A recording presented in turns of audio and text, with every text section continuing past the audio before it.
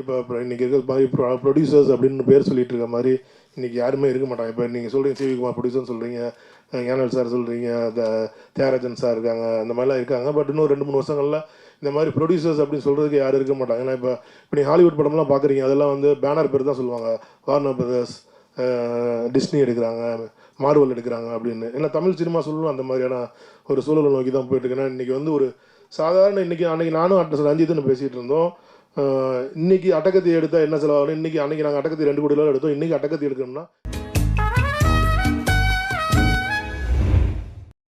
நான் தான் இந்த டீமில் மலையாளி ஒருத்தர். என்னோடய டீம் மட்டும்தான் மலையாளி இருந்துச்சு. எனக்கு ரொம்ப பெருமையாக இருக்குது இங்கே நிற்கிறதுக்கு. என்னென்னா இது என்னோடய காலேஜ். நான் இங்கே தான் எல்வி பிரசாதில் தான் நான் சினிமாட்டோகிராஃபி படித்து இங்கே தான் அவார்டெல்லாம் வாங்கிட்டு போனேன். ஸோ எனக்கு ரொம்ப பெருமையாக இருக்குது இங்கே மேடையில் சேம் மேடையில் வந்து இந்த ஃபஸ்ட் படத்துக்கு வந்து ப்ரெஸ் மீட் கொடுக்கறதுக்கு. ரொம்ப கஷ்டப்பட்டோம் இந்த படம் இப்படி அச்சீவ் பண்ணதுக்கு. என்னென்னா ராம் வந்து கதை சொல்லும்போது இப்படி தான் இருந்தது. நான் இப்படி தான் படம் பார்த்தேன், நீங்கள் எல்லோரும் படம் பார்த்துருப்பேன். நான் இப்படி தான் ராம் என்கிட்ட வந்து கதை சொல்லியிருந்தோம். அதை அப்படியே வந்து நான் ரெஃப்ளெக்ட் பண்ணியிருக்கேன். ரொம்ப உங்களுக்கே தெரியும், ஒரு நைட்டு காரு, அந்த கார் மூவிங்கில் இருக்குது, 6 பேர் இருக்குது. ஸோ அதை அச்சீவ் பண்ணதுக்கு அதோட பேக்கில் வந்து நிறைய கஷ்டங்கள் இருந்துச்சு. நிறைய எக்ஸ்பெரிமெண்ட்டாக நிறைய பண்ணியிருந்தோம். நீங்கள் பார்த்த நைட்டு பாதியும் வந்து அது டே லைட்டில் ஷூட் பண்ணியிருந்தோம், டே 4 நைட் பண்ணியிருந்தோம். ஸோ இதெல்லாம் வந்து அச்சீவ் பண்ணதுக்கு வந்து நிறைய ரிசர்ச்சுகள் தேவைப்பட்டிருந்தது. அதுக்கெல்லாம் வந்து என்ன ஃபஸ்ட்டு ட்ரஸ்ட் பண்ணால் இந்த ப்ரொடக்ஷன், ராமு, பிரசானா எல்லாருக்கும் வந்து என்னென்னா எனக்கு வந்து பாடி ஆஃப் ஒர்க்கு இல்லவே இல்லை. இது என்னோடய ஃபஸ்ட்டு படம். ஸோ நம்பினார், எல்லோரும் கூட நின்றார். ஸோ அப்படியே நாங்கள் எல்லாமே சேர்ந்து இதை அச்சீவ் பண்ணி இது வரைக்கும் எடுத்துகிட்டு வந்தோம். ஸோ நீங்கள் எல்லோரும் தான் இதை ப்ரமோட் பண்ணி மக்கள்கிட்ட எடுத்துகிட்டு போனோம். Thanks a lot. இந்த படத்தோட தயாரிப்பாளர் ஒருவர் திரு சாம்பசிவம், அவர் வந்து என்னோட நெருங்கிய நண்பர். அவர் இதுக்கு முன்னாடியே வந்து ஒரு படம் பண்ணியிருக்காரு, 2 படம் பண்ணியிருக்காரு. அடவின்னு ஒரு படம் ப்ரொடியூஸ் பண்ணி ரிலீஸ் பண்ணாங்க.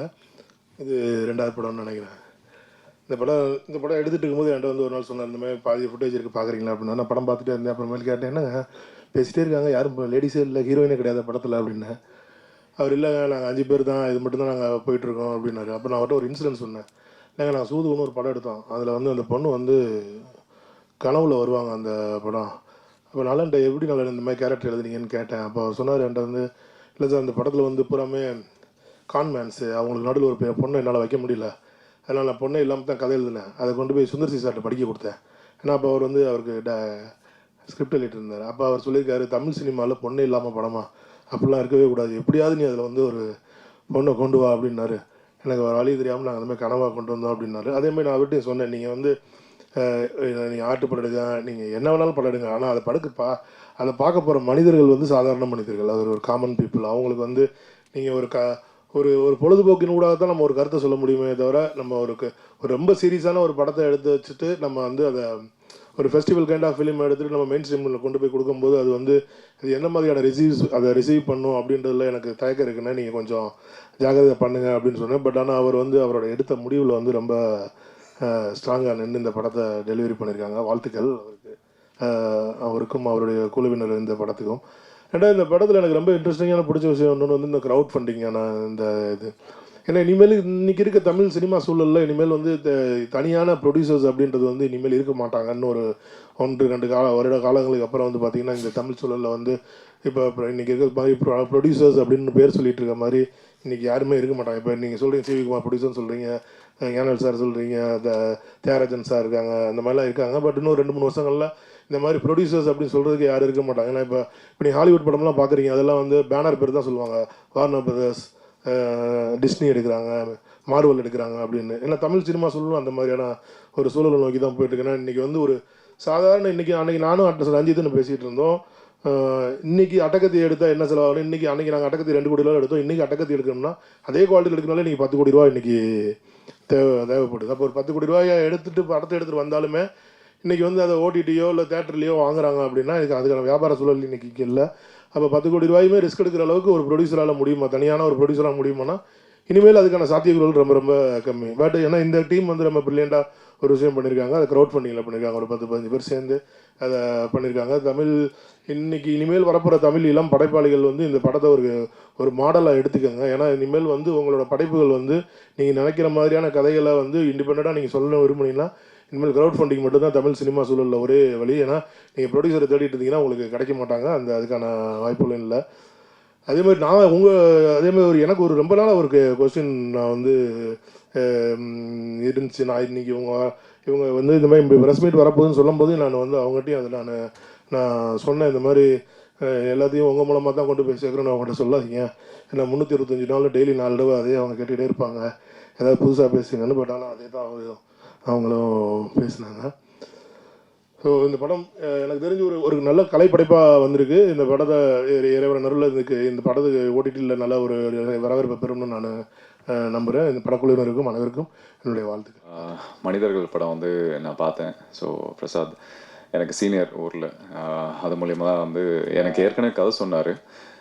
பட் அந்த படம் இல்லை, இது வேறு கதை.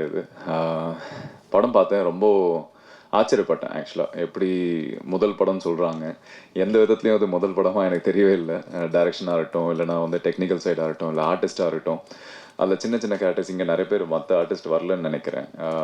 ஒரு சின்ன சம்பளம் இருக்கும். அந்த வண்டியில் போயிட்டு இருக்கும்போது வழிப்பறி பண்ணுறதுக்கு ஒரு 4 பேர் வருவாங்க. அந்த கேரக்டர்ஸ் கூட வந்து ரொம்ப இம்ப்ரெஸ் பண்ணியிருந்தாங்க. ஸோ அந்த மாதிரி ஒரு எக்ஸ்பீரியன்ஸ்டு ஆர்டிஸ்ட் தான். நான் சினிமா கற்றுட்டு சினிமாவுக்கு வரல, இவங்க சினிமா கற்றுட்டு சினிமா வந்திருக்காங்க. ஸோ அந்த 10 வருஷம் டிஃப்ரென்ஸ் எனக்கும் உங்களுக்கும் அதுதானே தவிர வேறு எக்ஸ்பீரியன்ஸ் படி பார்த்தா I think we're all same. I guess like நான் 10 வருஷமாக இண்டஸ்ட்ரியில் இருக்கீங்க இல்லையா எல்லாருமே. ஸோ எனக்கும் அதே வயசு தான் சினிமாவில், நானும் அதே இடத்துல தான் நிற்கிறேன்னு நினைக்கிறேன். என்ன ஒரு விஷயம்னா, இப்போது வியாபாரம்னு வரும்போது அவங்க கேட்குற கேள்வி கரெக்டான விஷயம் தான். என்னென்னா தெரிஞ்ச ஆர்டிஸ்ட் வேணும் அப்படின்னு நினைக்கிறதோ, இல்லை தெரிஞ்ச டெக்னீஷியன்ஸ் இருக்கணும்னு நினைக்கிறதோ, அது அவங்க சைடில் இருக்கிற நியாயம். ஸோ எங்கள் சைட்லேருந்து பார்த்தீங்கன்னா, நான் இப்போது நிறைய படங்களுக்கு வந்து புதுமுக இயக்குனருக்கு வந்து வாய்ப்பு தந்திருக்கேன். ஆனால் சில நேரத்தில் நம்ம படம் ஆரம்பிக்கும் போதே நம்மளுக்கு தெரிஞ்சிடும் அந்த படம் எப்படி வரப்போகுது அப்படின்னு. இருந்தாலும் வந்து முழு நம்பிக்கையை போட்டு பண்ணும்போது சில நேரத்தில் அந்த படம் வந்து ரெக்கக்னைஸ் ஆக மாட்டேங்குது. ஸோ அந்த விதத்தில் இந்த சைடும் ஒரு ட்ராபேக் இருக்குது. ஸோ அதனால் நான் இங்கே தப்பு சொல்ல முடியாது. ஒரு சைட்லேருந்து பார்த்தா எல்லாருடைய ஆதங்கம் வந்து அவங்க சைட்லேருந்து பார்த்தா நியாயமாக தான் இருக்கும்.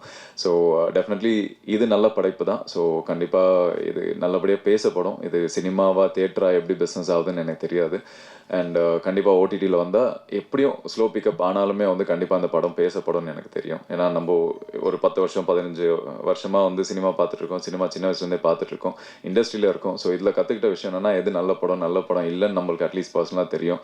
நான் நடித்த படங்களாக இருந்தாலுமே நான் வந்து நல்ல கிரிட்டிக்காக தான் பார்ப்பேன். என்னோட படம்ன்றதால நான் பெருசாலாம் வந்து மார்க்கெட் பண்ண நான் ஆசைப்பட மாட்டேன். ஸோ நல்ல படம் பண்ணியிருக்கீங்க. பிரேக் கிடைக்கிறதுக்கு கண்டிப்பாக டைம் எடுக்கும், இல்லைனா இந்த படமே பெரிய வெற்றியாக கூட அமையும். அது நம்ம கையில் இல்லை. ஏன்னா இன்றைக்கி நிறைய படங்கள், எனக்கு கிட்டத்தட்ட ஒரு 6-7 படங்கள், ஒரு 2 வெப் சீரிஸ், இது எல்லாமே இன்னும் பெண்டிங்கில் இருக்குது.